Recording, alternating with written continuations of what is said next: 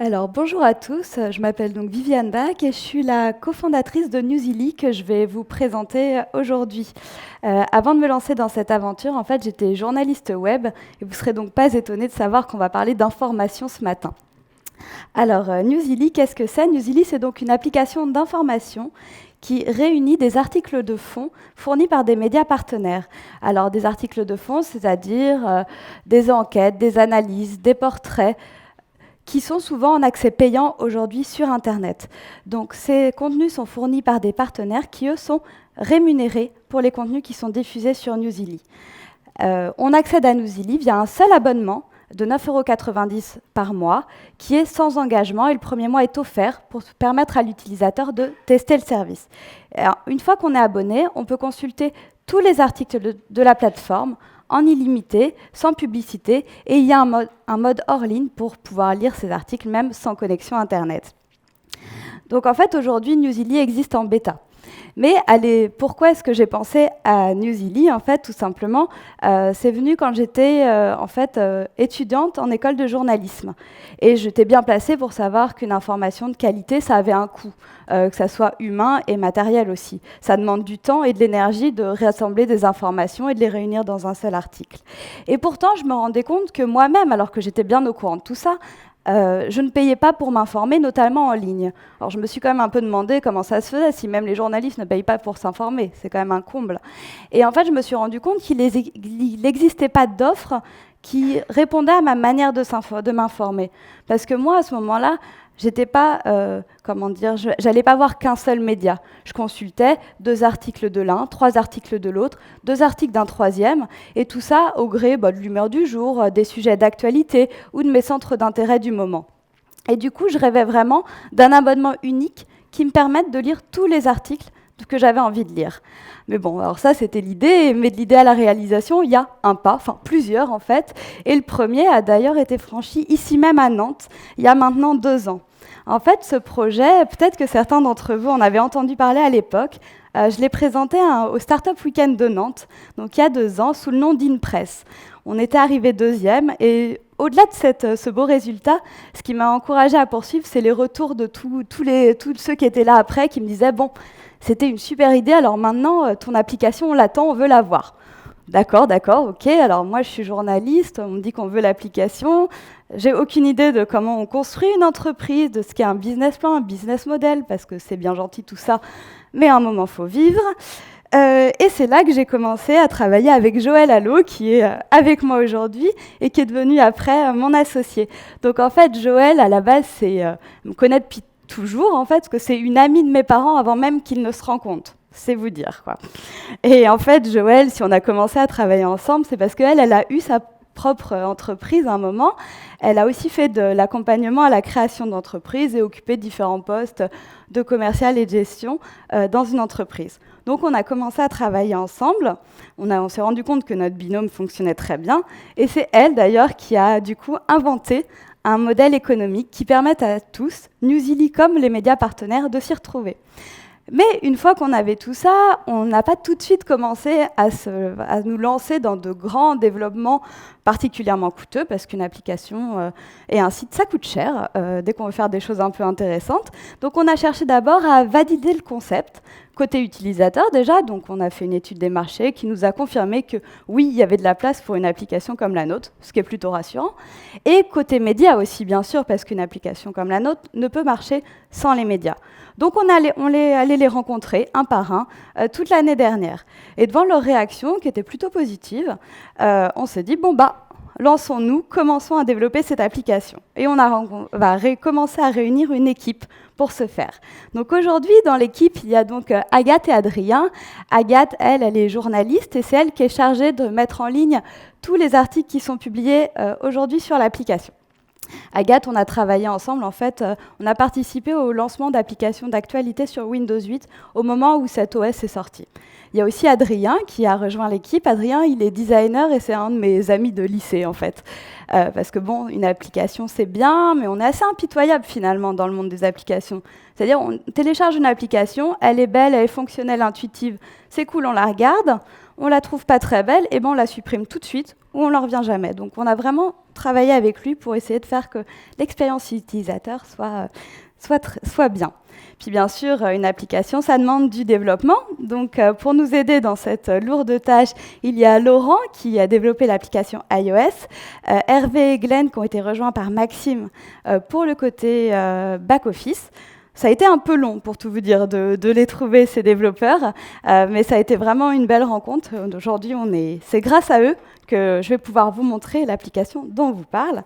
Et dernière membre de notre équipe, c'est Marie-Alice, qui est elle experte en marketing digital, parce que pareil, avoir une belle application qui marche, qui est jolie, avec des beaux designs, c'est très bien, mais si personne n'en entend parler, c'est un peu dommage. Alors, concrètement, Newsily, quand même, à quoi ça ressemble? Alors déjà, il faut savoir que Newsily, elle tourne, elle fonctionne. Elle est aujourd'hui en bêta privée, c'est-à-dire que les inscriptions ne sont pas encore ouvertes, mais elle est disponible sur l'Apple Store. Alors, tout le monde connaît l'effet démo, où ça marche très bien jusqu'au moment où on vous le présente. Donc, c'est pour ça que là, ce sont des screens. Mais par contre, on est dans l'espace découverte entre midi et demi, je crois, et 14 heures. Donc, si vous voulez venir tester l'application sur nos téléphones, ce sera possible, on sera là.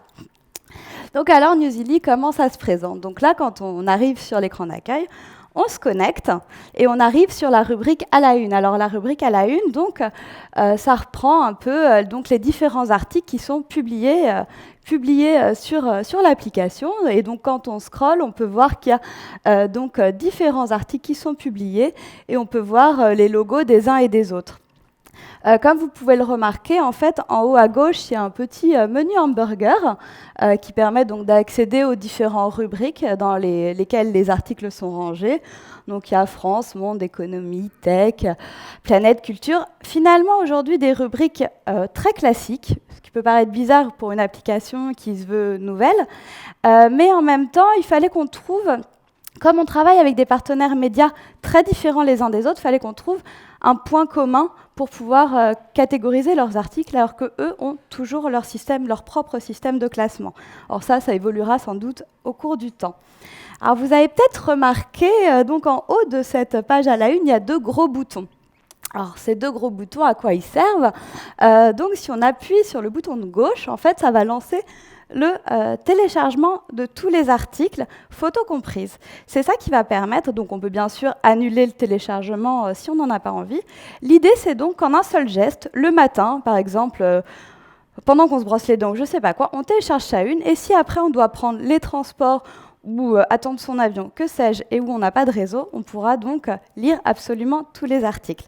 Donc une fois qu'elle est chargée, on peut y accéder donc via le bouton de droite qui permet d'accéder à la rubrique. Et une fois qu'on est sur cette une hors ligne, donc on voit que vraiment, c'est comme si on était sur sa une normale et tout le contenu est préservé. Alors bien sûr, c'est le genre de choses qui prend un peu de place sur les téléphones. Donc c'est pour ça que ces articles qu'on peut télécharger très simplement avec un seul geste ont une durée de vie que de 48 heures. Et c'est pour ça qu'à côté de ça, il y a une autre fonction qui est présentée sur l'écran de droite qui permet de mettre des articles de côté pour eux les conserver autant de temps qu'on le souhaite. Donc alors, comment on met ces articles de côté? Tout simplement, à l'intérieur de l'article, le bouton favori permet donc de les sauvegarder et de les garder sur son téléphone. Alors à terme, je pense qu'il y aura un bouton dès les homes des rubriques qui permettront directement de garder l'article en favori. Donc aujourd'hui, cette version bêta, on l'a lancée avec 3 médias partenaires qui sont ici, donc Le Zéphyr, Street Press et les Nouvelles News. Il y a un 4e qui nous a rejoint depuis, mais qui n'est pas encore intégré à l'application, mais qui va le venir très bientôt. Donc là, je vais vous montrer un peu à quoi ça ressemble à l'intérieur de ces articles. Donc ça, c'est pour Le Zéphyr, Street Press, et puis les Nouvelles News. Donc comme vous pouvez un peu le voir, même si de loin je pense que c'est peut-être un poil flou, mais les mises en page des différents titres sont assez différentes. Alors pourquoi? C'est l'idée, ce qui va un peu à l'encontre de ce qui se fait sur un certain nombre de readers, c'est vraiment de conserver l'identité visuelle de tous les médias avec lesquels on travaille. L'idée, c'est vraiment de dire, quand la personne arrive dans un article, visuellement, il y a quelque chose qui permet d'identifier quel est l'auteur de cet article. Et parce que l'idée quand même avec Newsily, c'est bien sûr de permettre de remontrer certains articles qui sont disponibles que dans les zones abonnées des médias et que des fois on voit plus sur les homes, mais aussi de faire découvrir éventuellement de nouveaux médias, parce que sur le web, il y a plein de petits médias qui se lancent, qui sont parfois confidentiels et dont on n'entend pas forcément parler. On a aussi envie de les mettre en avant. Et d'ailleurs, là, on ne la voit pas encore, mais il y aura une page avec tous les médias partenaires qui permettront d'expliquer un peu leur démarche, qui ils sont, et qui renverra aussi vers leur site. Alors ça, c'est côté utilisateur et côté média. Pourquoi est-ce qu'ils ont intérêt à venir chez nous? Alors la première chose, c'est que Newsily offre aux médias donc une nouvelle source de revenus qui respecte donc leur identité visuelle et leur image de marque. Parce que c'est ce que je vous disais, donc les articles, ils sont vraiment repris tels quels sur Newsily. On ne change rien, pas une virgule. Et ensuite, il y a un partage de revenus qui est effectué, c'est-à-dire que nous, on reçoit les abonnements et ensuite on reverse aux médias la majeure partie de ces revenus, de l'ordre de 2/3. Ensuite, on offre aux médias aussi une audience additionnelle qui est composée d'un lectorat un peu difficile à monétiser aujourd'hui pour les médias. En effet, Newsily, ça a été quand même pensé et conçu en particulier pour les 25-35 ans. Alors bien sûr, on ne s'adresse pas qu'à eux, mais ça a été quand même pensé au vu de leurs usages sur Internet et de leur façon de consommer l'information. C'est-à-dire une tendance à zapper sur plusieurs sources, une volonté, qui sont prêts à payer, mais pour une application qui leur simplifie la vie. C'est-à-dire un abonnement illimité, pour le coup, sans période d'engagement, un mode hors ligne, de la simplicité. La troisième chose que nous offrons aux médias, c'est un partage des informations de lecture sur leur contenu. Parce qu'effectivement, on estime que ce sont leurs contenus qu'ils publient sur l'application, donc qu'ils doivent avoir accès aux statistiques globales de lecture sur leur contenu. Alors quand je parle de statistiques globales, c'est par exemple le nombre de vues sur un article, quels sont leurs articles qui ont été les plus lus, ce genre d'informations. Enfin, tout ceci pour un investissement minimal, parce que c'est Newsily qui prend en charge le développement technique de la plateforme, et notamment tout ce qui concerne la récupération des contenus, qu'on essaye de faire au plus simple pour les médias, sachant qu'on s'adapte du coup à leur mode de publication des articles. Et enfin, c'est nous qui prenons aussi en charge le coût d'acquisition client sur Newsily.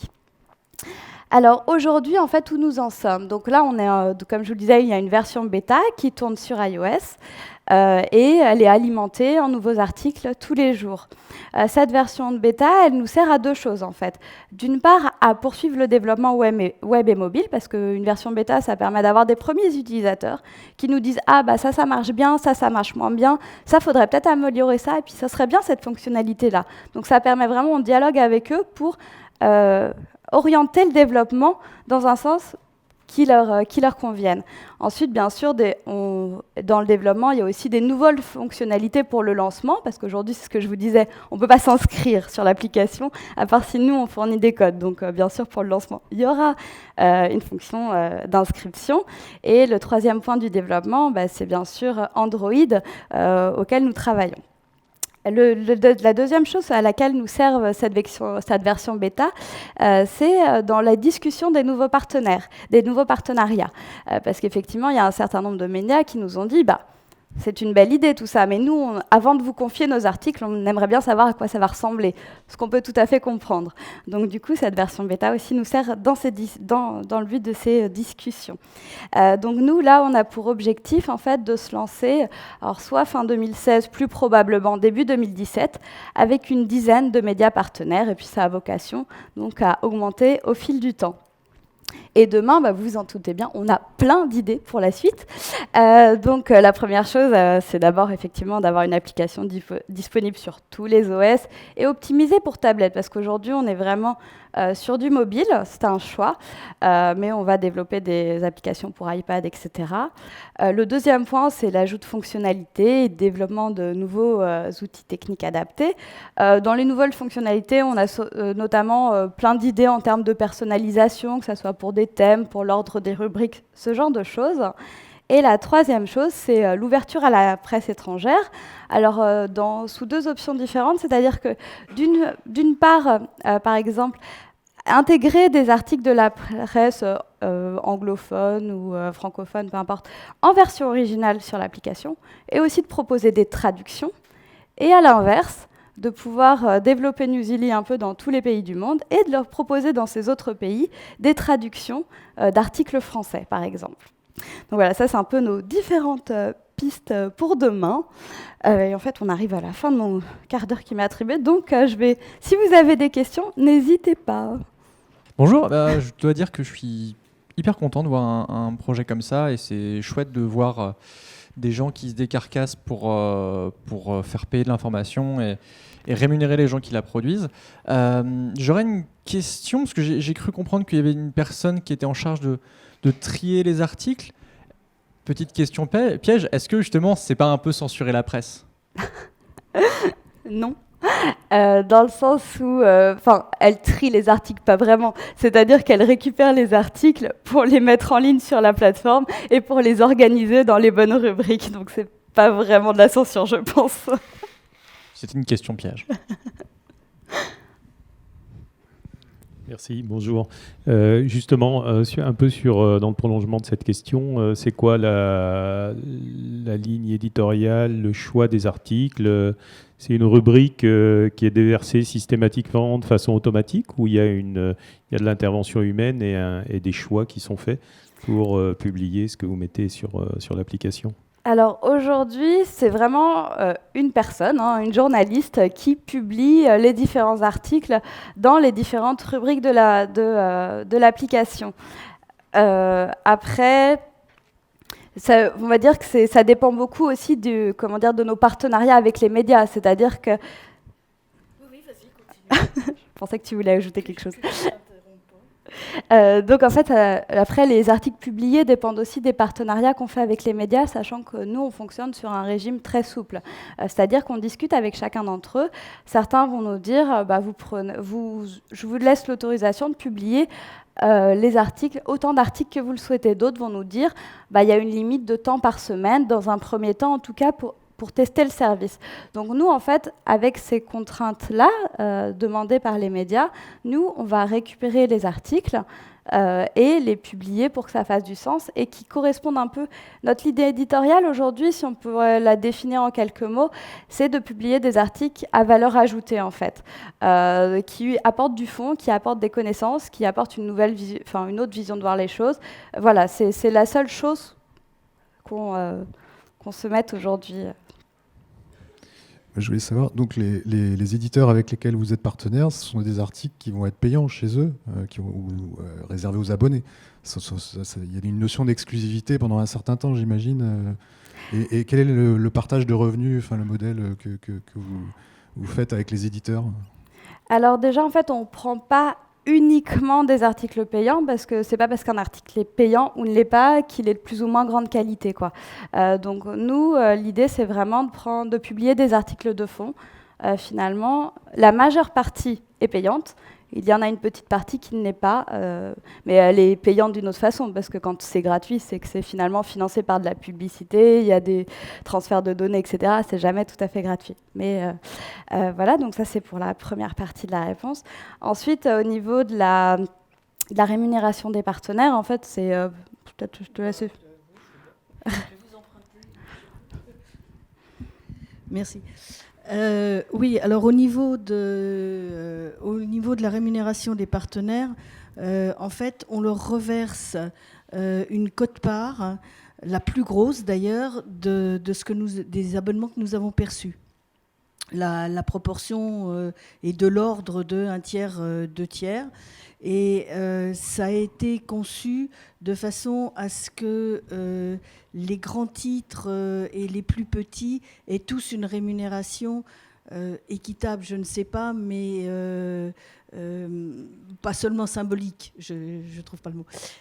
Et donc, il y a plusieurs clés de répartition, dont notamment le lectorat, évidemment, c'est-à-dire que ceux qui auront beaucoup d'articles sur Newsily ou qui seront beaucoup lus auront une rémunération plus importante par cette clé-là. Et puis, il y a d'autres clés, dont le fait d'être partenaire. C'est-à-dire que dès l'instant, si je pousse le raisonnement jusqu'au bout, dès l'instant où vous êtes partenaire, où le titre est partenaire de Newsily, eh bien, il percevra une rémunération, même si il n'est pas lu du tout, ce qui est le cas extrême.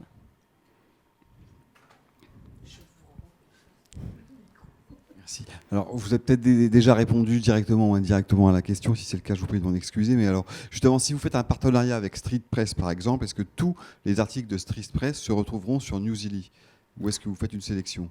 Alors aujourd'hui, c'est pas le cas. Donc, vous ne mettez pas tous les articles de Street Press dessus? Non. Donc, il y a bien effectivement une sélection, je ne veux pas dire censure, parce que ce n'est pas l'idée. Non, c'est effectivement une sélection qui va avec notre ligne éditoriale, dans le sens où, voilà, nous, ce qu'on cherche à mettre en avant, c'est quand même plutôt des longs formats, des enquêtes, des analyses, etc. Et tous les articles de Street Press, des fois, c'est des billets sur... voilà. Mais c'est dans ce sens-là, sélection. C'est vous qui décidez quel article vous mettez. Ils ne peuvent pas vous dire « Ah mais non, celui-là, il est vraiment trop premium » ou alors on veut l'offrir gratuitement en titre de promotion, alors, donc on ne vous le donne pas. Tout est possible. C'est-à-dire que nous, on discute avec les médias. On ne va pas prendre des contenus qu'ils ne veulent pas qu'on diffuse. De toute façon, on n'a pas le droit de le faire. Hein, mais, donc s'ils nous disent, éventuellement, on va discuter avec eux en leur disant « Bah oui, mais c'est dommage. » Mais après, si eux veulent nous interdire de publier un contenu, c'est leur contenu. Hein, on n'a pas grand-chose à... C'est un petit peu le souci avec les abonnements de ce type, c'est qu'on se dit ok, je vais avoir que les articles de fond, etc. Et comme par hasard, justement, l'article de fond dont tout le monde parle, il ne sera pas dans l'abonnement, il ne sera pas avec les partenaires médias, etc. Donc comment vous allez anticiper ces frustrations éventuelles? Ça va être dans les négociations avec les partenaires et dans les contrats qu'on passe avec eux pour justement éviter ce genre de... D'accord. Ce que j'allais ajouter, c'est qu'en fait, la base, le terme... Le terme partenariat est important là-dedans, c'est-à-dire que ce sont des accords que nous signons avec les différents éditeurs et qu'on aura peut-être un type d'accord avec Street Press, par exemple, et puis un autre avec un autre éditeur sur les contenus, le nombre, la cadence, etc. Et on prévoit effectivement la présence de garde-fous pour éviter ce genre de choses. Et de toute façon, oui, après, à la fois, il y a les intérêts de l'éditeur qu'il va sauvegarder, et ça, c'est lui et sa politique. Et puis nous, on a aussi nos contraintes ou nos garde-fous auxquels nous tenons. Et ça, c'est toute la négociation qui est derrière. Voilà, alors je crois qu'on arrive à la fin du temps qui nous est imparti, mais donc... Est-ce qu'il y a d'autres questions? Non, c'est tout, pardon. C'est fini. Par contre, si vous voulez tester l'application ou nous poser d'autres questions, donc on sera dans l'espace découverte entre 12h30 et 14h, donc n'hésitez pas à venir nous voir. Merci beaucoup.